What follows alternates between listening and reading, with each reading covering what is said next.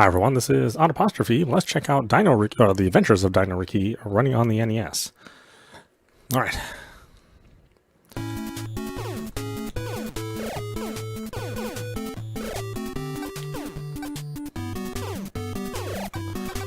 Which, growing up, I thought this game was a platformer. I mean, the cover looks very platformer-ish. But no, this is a shmup. And a vertical shmup at that.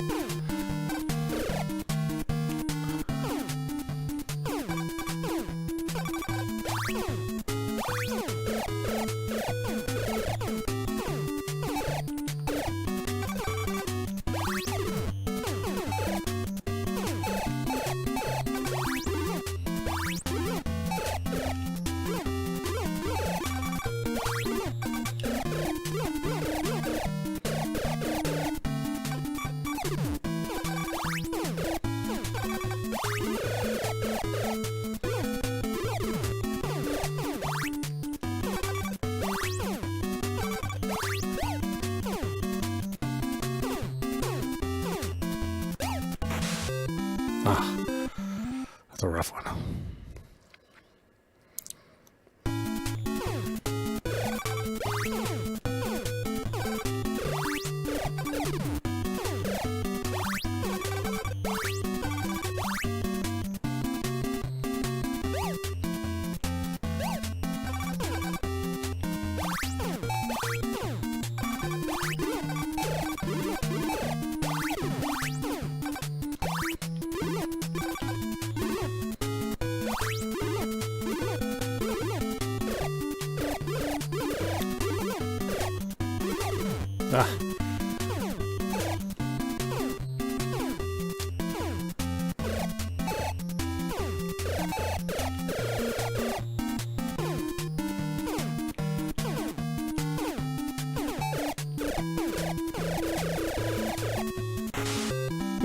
Oh my god. Poor kid cannot swim.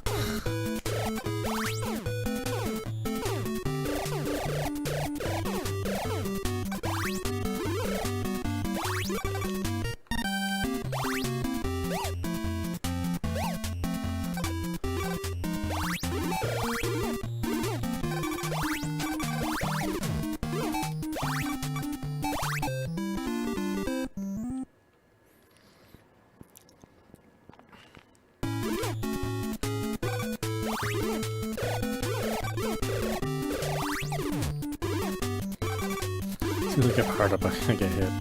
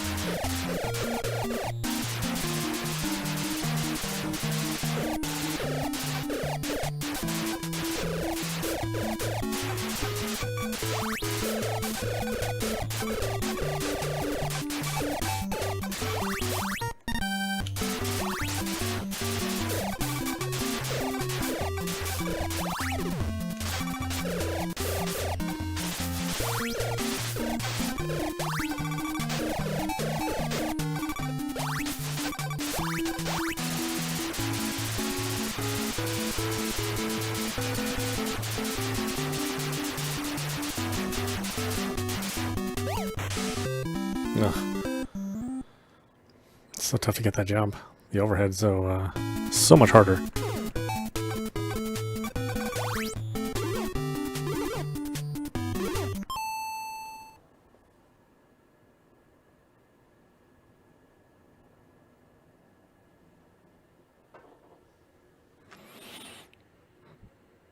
Oh yeah?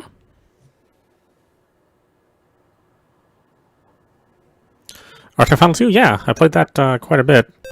Actually, I'm playing R-Type Final 3, which they released on the PlayStation 5.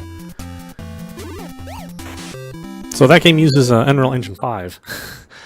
So the lighting on that game is completely crazy. And the good thing about R-Type Final 3 is that it has all the R-Type Final 2 content. So, yeah, you can play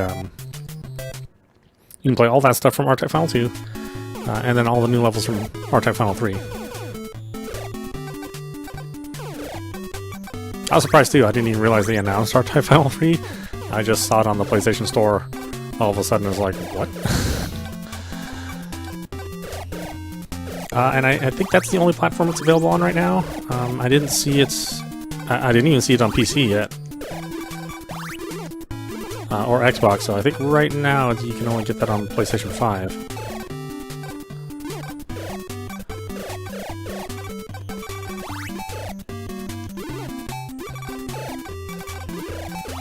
Yeah, this Dino Riki is it's a tough game. I'm surprised it was marketed to kids because it's pretty rough. It's like a very early bullet hell, you know.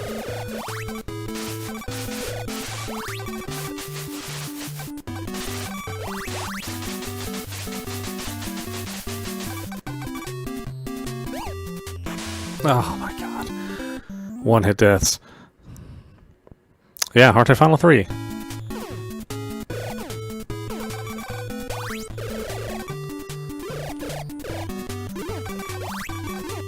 And again, Unreal Engine 5, there's not a whole lot of those games out there. But you can tell it's an Unreal Engine 5 game. I mean, the lighting is really incredible.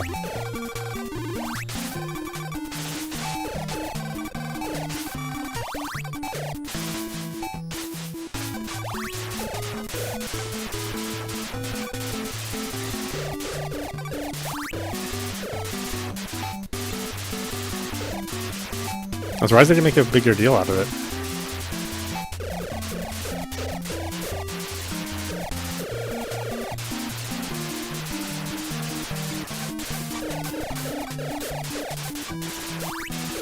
Oh, I shouldn't grab any more speed. Oh my god. He's already started way too fast as it is.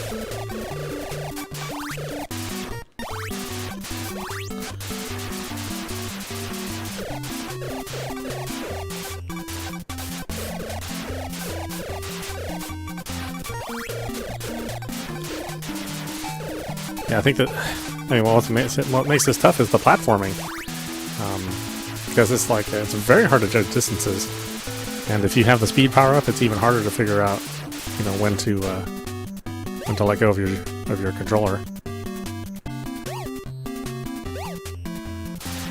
Oh, look how fast he moves. Just a little tap gets him pretty far.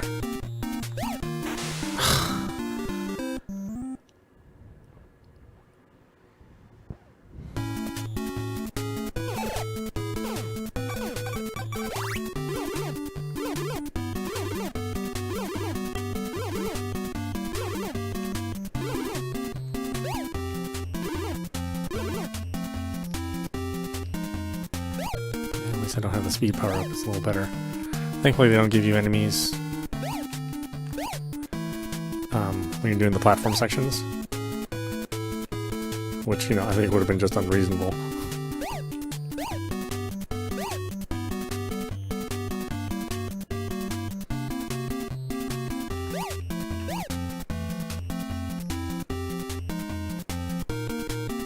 Although I think later on they do give you enemies.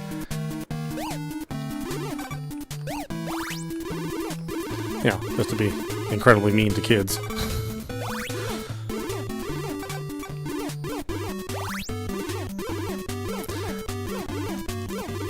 Yeah, growing up I had no idea that this was a shmup. I thought it was a platformer. I mean, it looks like a platformer, just based on the box art. And, you know, back in these days, you know, I don't even remember if it was covered in like one of the gaming magazines, this game. I kind of doubt it. Oh my god.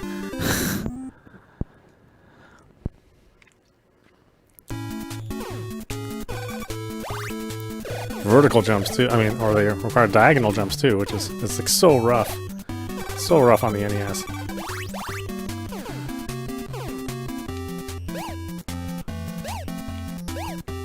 Now I'm playing Frogger, you know.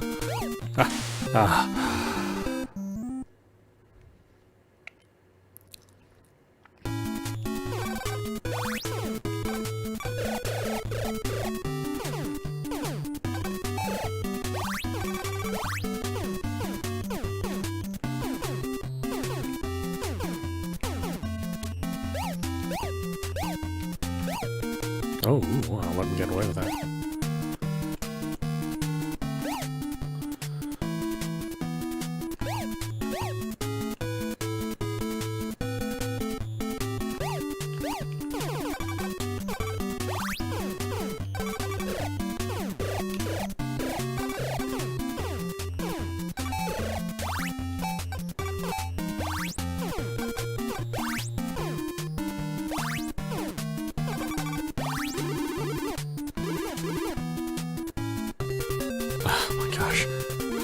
So hard just to even get to the boss.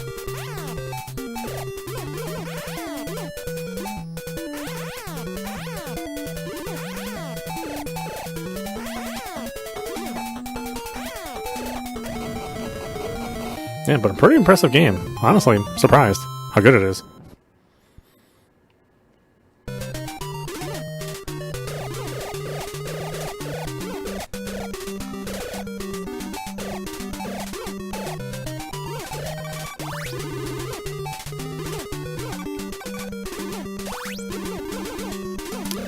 Yeah, the speed is like a double-edged sword. It's like I do want to move faster, but the speed up actually makes you move a little too fast.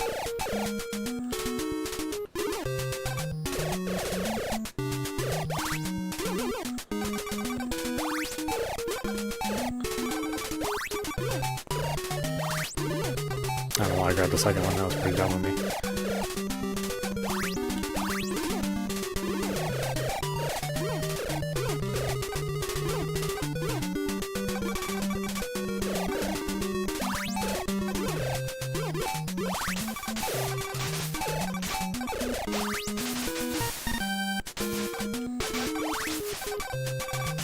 Okay, no more boot power-ups. No more speed-ups.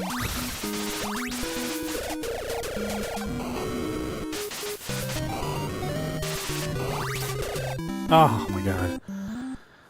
It's like the lightest tap sends you into death. Okay, we're just gonna not use the speed at all.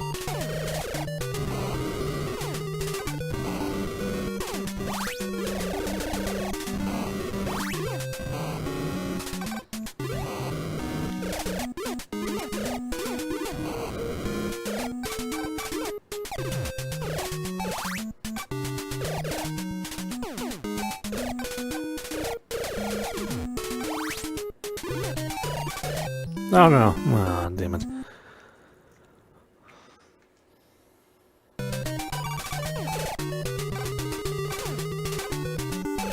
Get a marathon shooters. There's a lot of them.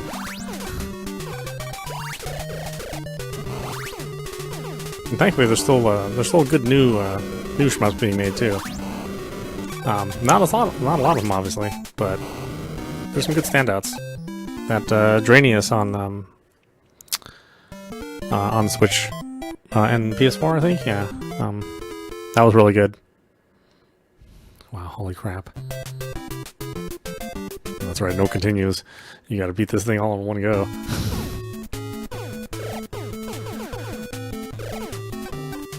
But I don't think this. I think this game only has like 5 or 6 stages, so it's relatively short.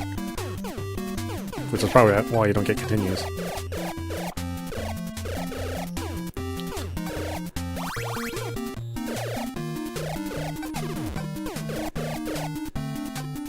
It's funny to think that later on Hudson would go to make Airzonk, which is like a side-scrolling prehistoric shooter.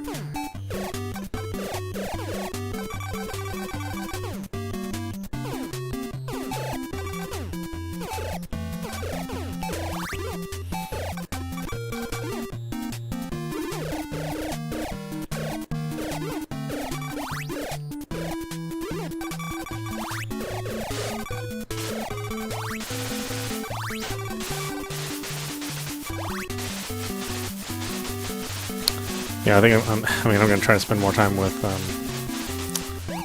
Tears of the Kingdom. I accidentally found one of the hidden stages, the hidden temples, which is way early. I mean, I've only beaten one temple, and then I found this location for this 5th temple. which you aren't supposed to find until, you know, much later in the game. But I just happened to run across it while I was looking for other temples to raise my hearts with.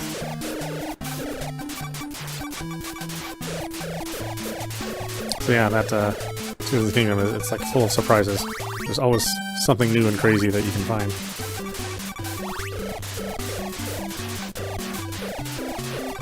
And the sage of that temple is a robot, so you actually have the opportunity to have one of your companions be essentially a mech. Ah, son of a gun! I should have known better. Why didn't I just jump straight ahead? This is so stupid of me.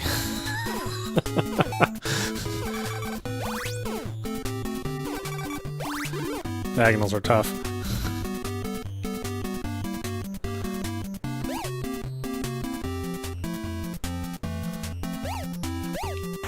Ah, my God. Yeah, there's quite a few hidden temples, and well, I don't know. I mean, I know for sure there's one hidden temple. Like, you don't even have to do this temple. There's absolutely no reason why you need to go there. You just need the 4 main temples in order to beat the game. But this 5th one that I'm playing has another sage. You know, has another companion character you can take with you. So it's pretty crazy. And it's in this area of the map that you know, it's covered up by a big storm, and you can't really see very far into it. They give you a hint that there's a temple there if you're on the ground, kind of near the pirate area, or where the pirates have taken over a town. If you look up in the clouds, you can sort of see this structure that's covered by all these clouds, and I don't think the clouds ever go away. So it gives you a hint, you know, there's some place that you could explore there. And yeah, you can find another sage to rescue, and kind of an overpowered one too. Ah, it's a son of a bitch.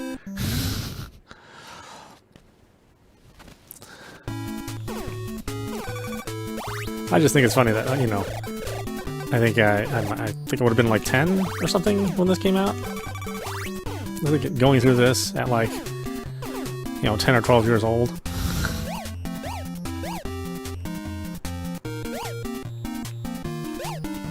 This is why gamers have a lot of OCD in their lives. They played a lot of games, you know.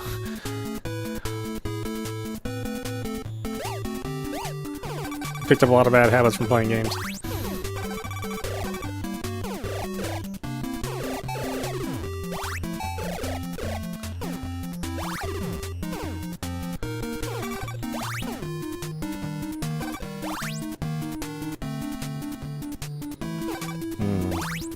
Make it.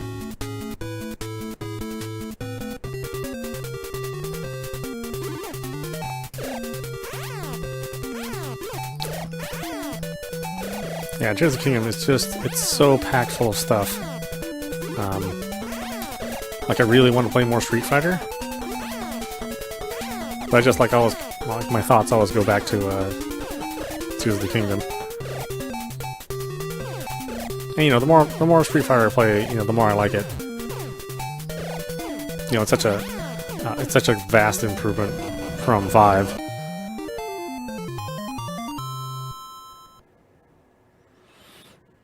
Yeah, 9, 10, somewhere like that. Yeah.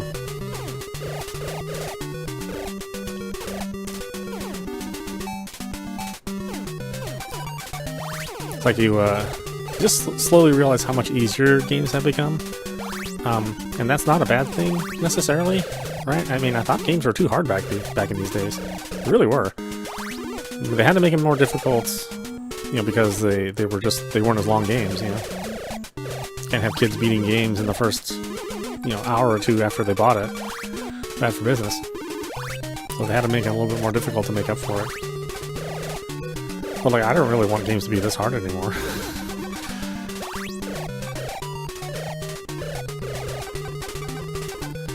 Like, I really love all those FromSoft games. You know, I love all those Souls games, those Souls-likes. Man, I just don't like the difficulty. I really just don't have fun with it. After a while, you learn how to cheese those games, take advantage of their systems. But up until then, like, they're kind of a chore to play.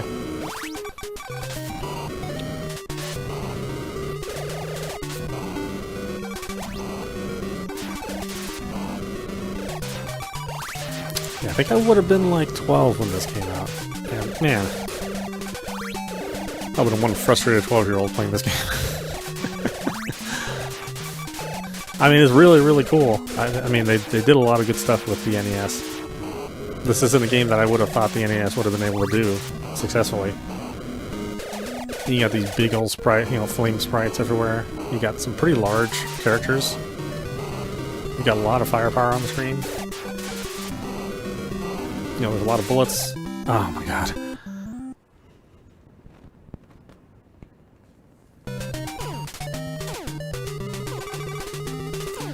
Yeah, like eventually I did love Sekiro. It took me a long time though.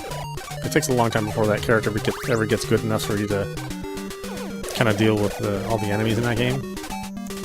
But you know, you'll hate that game 80% of the time that you play it, right? It's at that last 20% when, you know, things kind of, you get enough abilities and you know, you've gained enough experience in how the patterns work that the game finally starts becoming fun. And I definitely see why a lot of guys who like Souls-likes may not necessarily like Sekiro, because it does kind of take all those rule sets that they've learned from all their Souls games and then just say, nope. All that stuff you learned from playing Souls, forget it.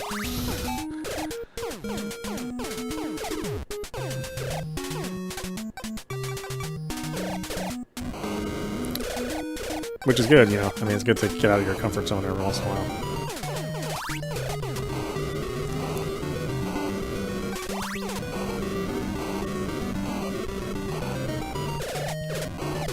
Jeez, oh my god. What pours it on in this game?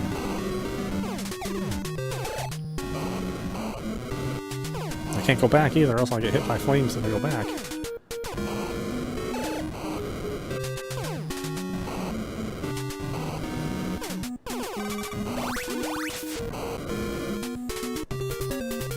Okay, what is this guy gonna be like?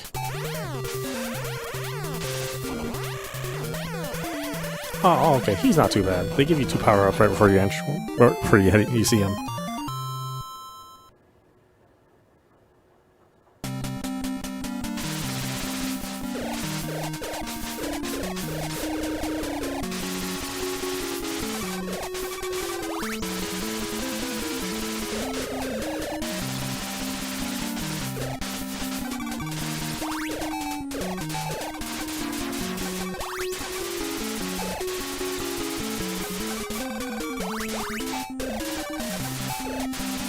Oh, son of a gun.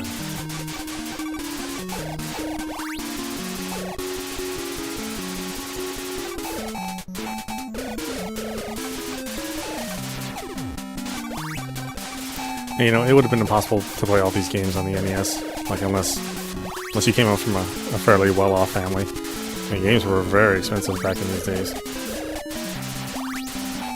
You know, wages were lower. The power of the dollar was more. So, you know, this $50 game, I guess it would have came out at $50 at the time. You know, in today's money, that would have been like 70 or $80.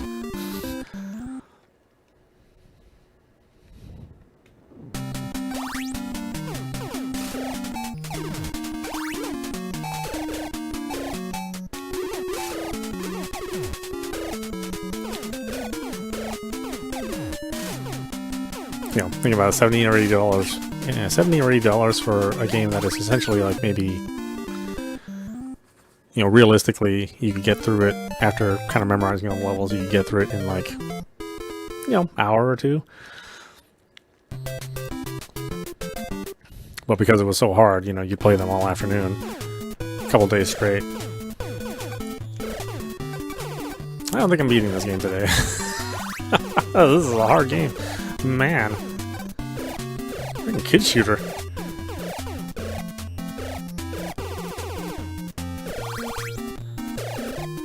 Kids are gonna grow up and be pessimists, thinking they can't accomplish anything in the world.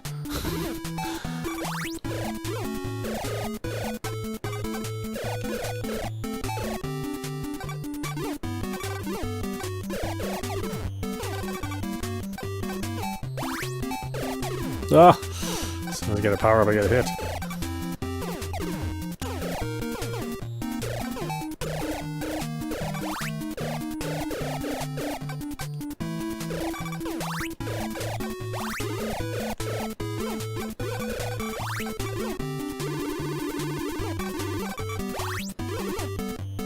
Yeah, and if you think about, I mean, reviews back in these days, like magazine reviews, were so completely unreliable.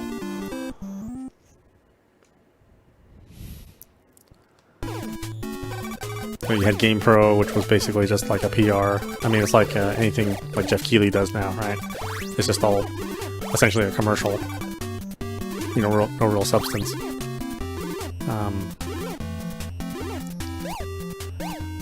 You know, maybe you had some friends at school that had a game that you were also interested in.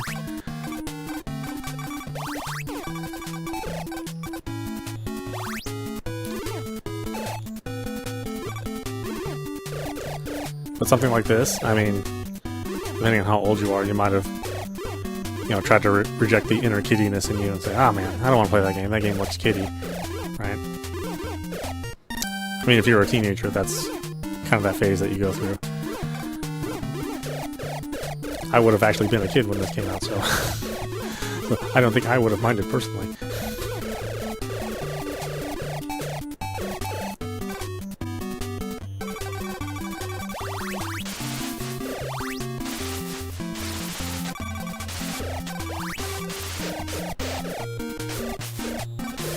Ah! Bastard bugs. Ugh, bastard jumping. Like, sorry, were you having fun? How about we introduce jumping?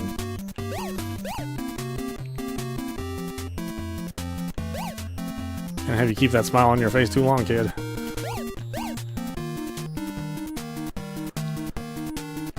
And, you know, no analog controls. You just like tap tap tap tap tap tap tap tap die.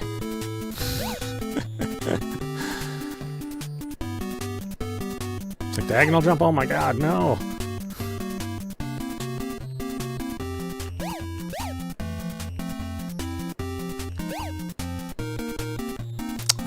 I forget the hitboxes are actually pretty big on the lily pads.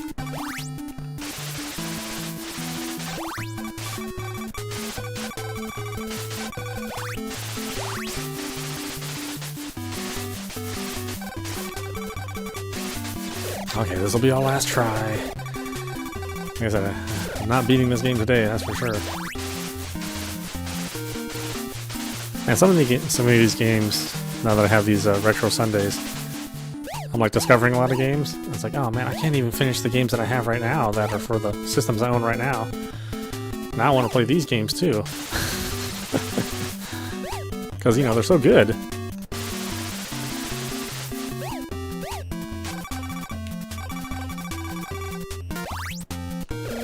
What in the... Oh my god, what is going on?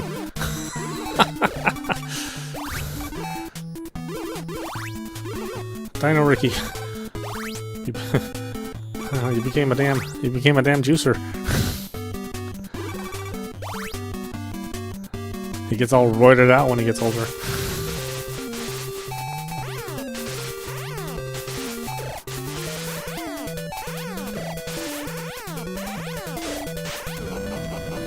Ugh.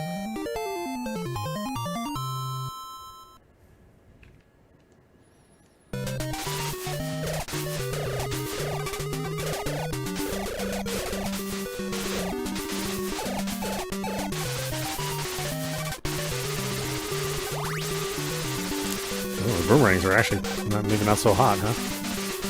The way they curve around like that.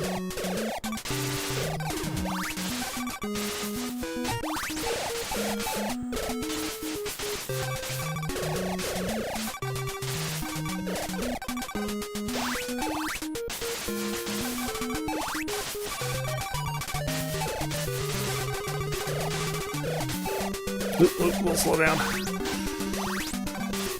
Too much going on the screen. Old NES is choking.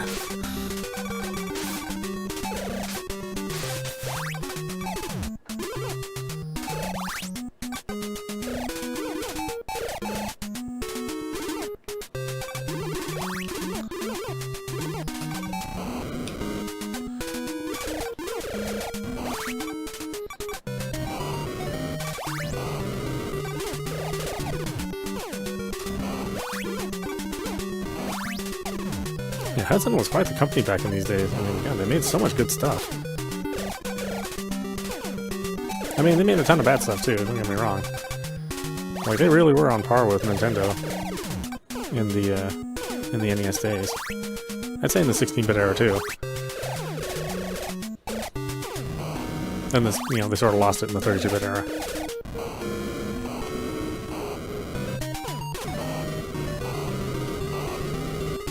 But I think a lot of good game designers just couldn't deal with the 32-bit era in 3D.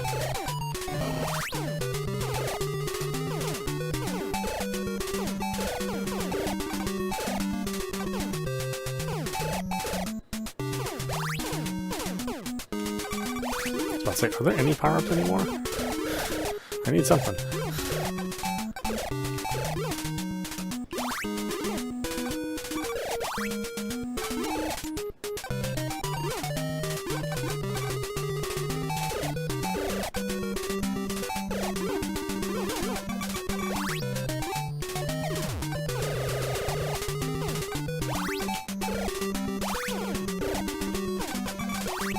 No, no speed.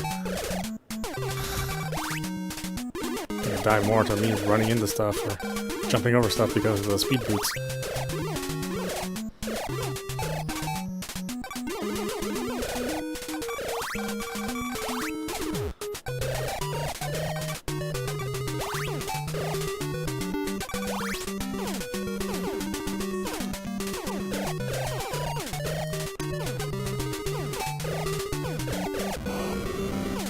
Yeah, I mean, I especially loved Hudson's output when they were doing PC Engine games.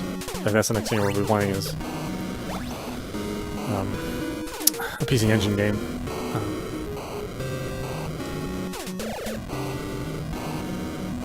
Yeah, like the 32-bit era just really killed them.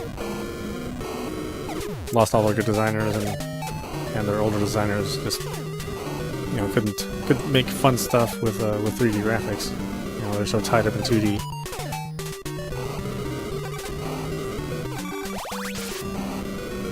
I'm actually surprised I managed to live through that.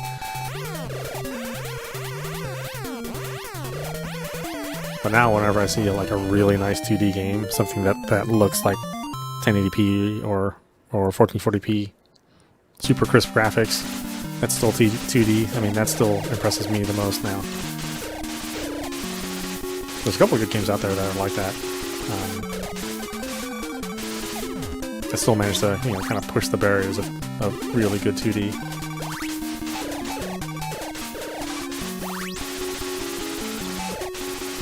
Although, you know, I like my 3D games, don't get me wrong.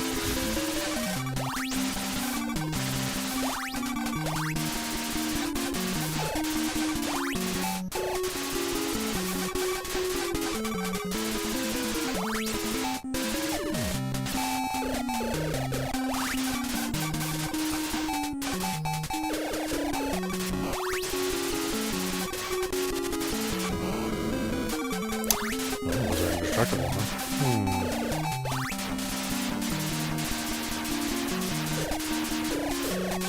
It's like it's so cool when you finally get this, but then they're always setting up an opportunity for you to die as soon as you get like your max power. It's like, oh, I got max power, huh? Yeah. Shame if anything were to happen to that, huh?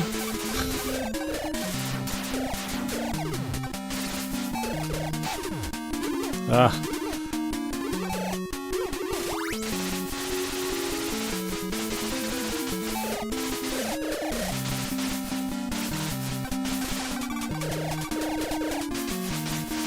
need the heart? No, I don't want to risk the jump.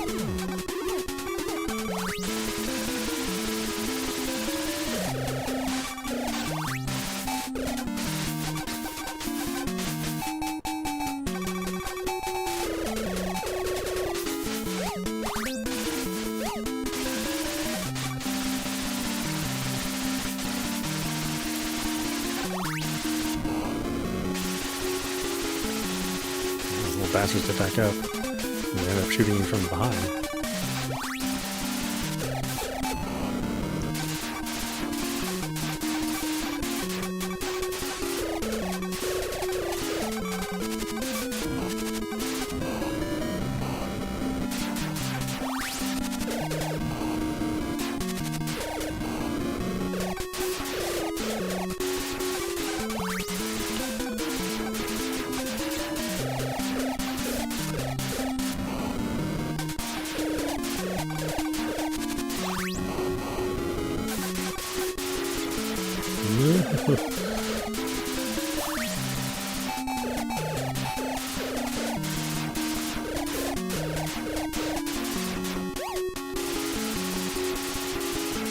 I get so nervous having to make a jump because it's instant death.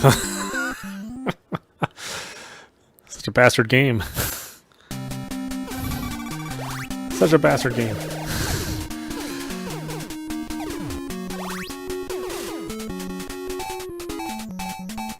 It was better I didn't own this when I was younger. God, I would have been so pissed off all the time. Something like one of those rage gamers.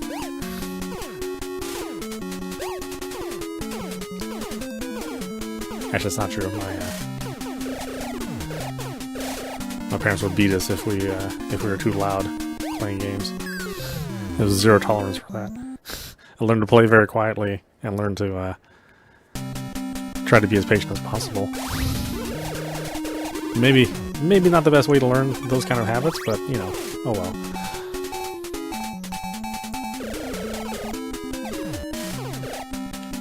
I mean, I wish I could be that entertaining kind of gamer that was like mad at everything. Yeah, sorry, yeah, childhood trauma. It's not gonna allow that.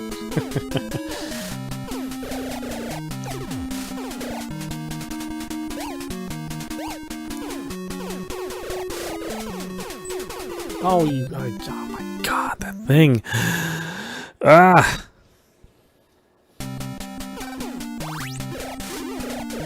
Boy, this is rough. I mean, this is just stuff coming all over the place.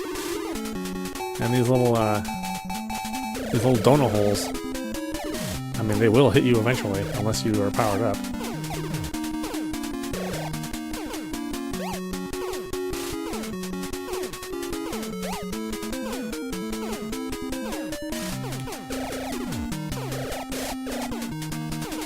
Yeah, it really is memorization. You gotta be in the right place at the right time. Ah, the respawning ones, damn it. Ah! Ah! Oh my god. Alright, that's enough of that. This is audap. You've been watching The Adventures of Dino Riki running on the NES. Yeah, this is a real hidden gem. I had no idea that this game was this good. I always thought it was just a little childish platformer. Just looking at the box, and I never saw reviews of it.